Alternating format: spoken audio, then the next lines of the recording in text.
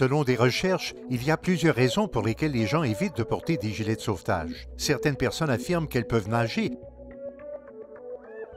mais les effets psychologiques causés par une immersion soudaine en eau froide, par exemple sous une température de 15 degrés, peuvent transformer une chute accidentelle en une lutte pour la survie.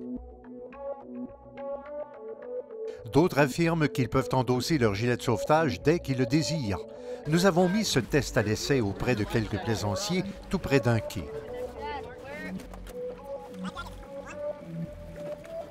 Nous voulions savoir s'ils pouvaient trouver et revêtir rapidement leur gilet de sauvetage et les résultats ont été assez concluants.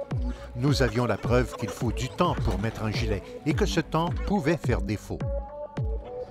C'est un échec. On s'est tous noyés. Je crois que la fermeture éclair du compartiment était rouillée et on ne pouvait pas sortir des gilets. Qu'est-ce que ça signifie? Ça veut dire qu'on aurait tous péri dans une situation d'urgence.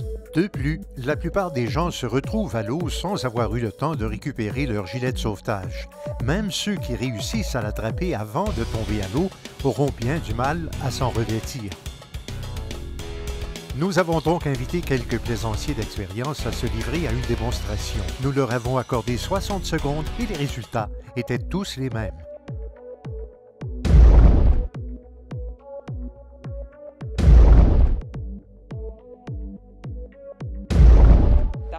C'est très simple. On ne sait jamais ce qui va se produire et on ne peut pas prévoir une telle situation et peu importe notre expérience, je crois que j'aurais pu me maintenir en dehors de l'eau pour un certain temps, mais je n'ai pas pu le faire parce que je ne pouvais pas maintenir cette période de temps avant d'être secouru. D'abord, trouver le bon gilet et ensuite, essayer de le détacher et, le plus difficile, essayer de l'endosser. Et ensuite, on se dit, si j'étais en situation d'urgence, j'aurais peut-être un gros problème. En venant ici aujourd'hui, je ne savais pas à quoi m'attendre, mais ça a été une expérience intéressante. Et j'ai appris que je ne savais pas comment endosser un gilet de sauvetage dans l'eau. Alors, il m'a fallu un peu de temps pour apprendre la façon de faire. Le plus difficile était de trouver un gilet de sauvetage qui convenait. C'était toute une gymnastique. Il fallait aller dans l'eau et puis procéder de la bonne façon, je crois. Après la deuxième fois, j'étais fatigué. Impossible d'attacher le gilet. Et puis, j'ai réalisé, en situation d'urgence, j'aurais un gros problème.